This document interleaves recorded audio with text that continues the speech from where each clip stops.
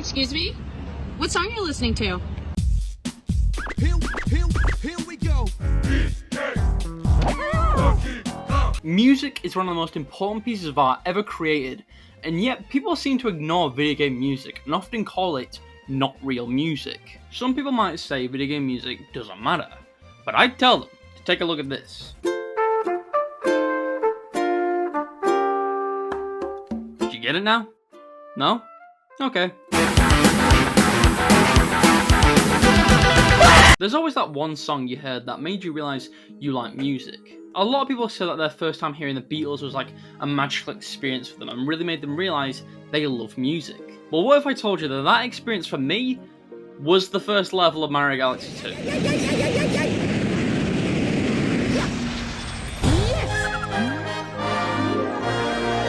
This song gets you pumped for your journey ahead, with its explosions of sound as a whole ass orchestra blares them out. The music's just so grandiose, everything you do feels so important because of the music, and it's not even just at this moment. This song sounds so whimsical, like it's someone telling you what you're going to do on this big adventure you're going to go on. But you want to know what you're doing while you're listening to this? You're reading Mario's fucking mail. It's something Galaxy does a lot. The music doesn't just want to be cool, it wants to try and make you hear the stage ahead. Puzzle Plant Galaxy is all about wooden platforms and how easy they can break away, which is probably why it sounds like a trip to a department store. Cosmic Cove is about a beautiful ocean that can turn into ice at the switch of a button, which is why it sounds like a relaxing night on the beach. If Abbey Road, Revolver, and Sgt. Pepper's Lonely Hearts Club Band is the Beatles' top 3 albums, Galaxy beats all 3 of them. I guess I shouldn't make this whole video about Galaxy 2, but I do think it does an excellent job of pointing out an important element of video game music: how it makes you feel. One of the best examples is Donkey Kong Country to first stage music. It starts off with some drums over jungle ambience, but then that second drum comes in, and then we get hit with the... And then we get an explosion of sounds, and then boom! We got one of the most iconic video game songs of all time that makes you hyped as fuck for your journey. The Beatles wish they had a song this good, and it doesn't even have to be all this subtle shit. Sonic Adventure 2 just explodes with this loud-ass rock song that blends perfectly with the chaos of the level. And it doesn't even have to be loud either. Red Dead 1's beautiful piano and electric guitar don't just get you excited, but it tells you a bit about the story. Like, we got these civilized folk here, set to one of the most fanciest instruments of all time, and then boom! The instrument of punk rock blares through the town, announcing the outlaws arrived. But when the music isn't making you feel so good you think you might leave your wife and kids for their Donkey Kong Country album, it's usually establishing the world around you and gives you more information about it. Like in Breath of the Wild, the music you get to listen to while travelling is this somber ass piano.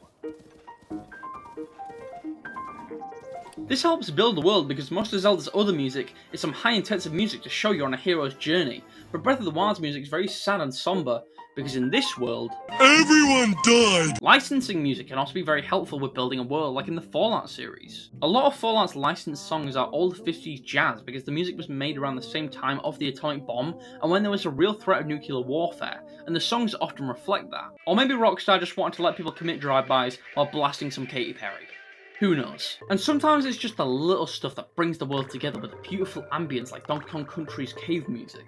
The track itself is very echoey and the falling drops of war is implemented into a song that just brings it all together. Music can also be used to show that some cool shit's going down, like when a boss arises from the shadows. You ever heard the Baby Bowser boss music?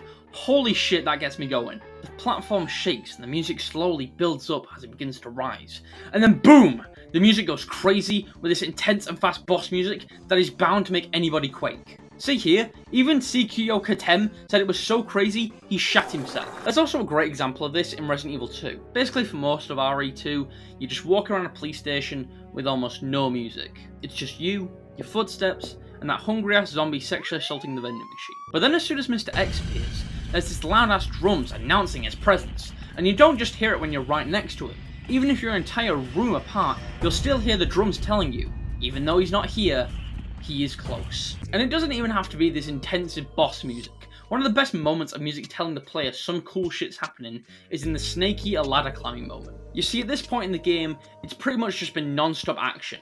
You've been betrayed by the boss, you've killed some of the cobras, you've been looking at Eva's boobs, you know, you've been doing all types of shit. So when you get to it, it's offering a little moment of peace. The song sounds like it's coming from above Snake, echoing down the ladder, almost as if God himself is offering his hand out to say, Right on, Snake Boy. Keep it up. But by far, my favourite way to tell a player that some cool shit's happening in a game is the Comet Observatory's theme song. At first it's very quiet with only a few instruments to be heard, and the song sounds quite mysterious because we don't know much about the Comet Observatory yet.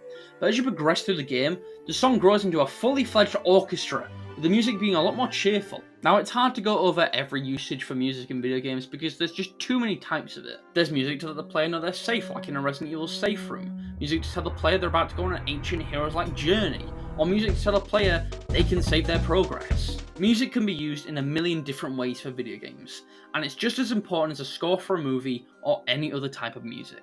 Moral of the story, all of the musical artists down here, Donkey Kong on top, baby. Cool.